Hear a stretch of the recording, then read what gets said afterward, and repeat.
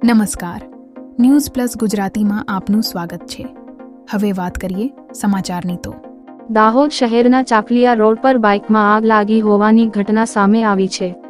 દાહોદ શહેરના ચાકલિયા રોડ ઉપર સુખદેવ કાકા કોલોની નજીક શિવાજી સર્કલ પાસે એક બાઇકમાં અચાનક આગ ભભૂકી ઉઠી હતી।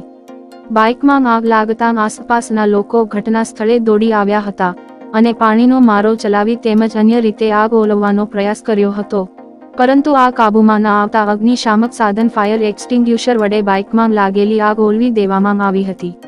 બાઇકમાં કયા કારણસર આગ લાગી તે હાલ જાણવા મળ્યું નથી, પરંતુ બાઇકમાં આગ લાગતા બાઇકને નુકસાન થવા પામ્યું છે।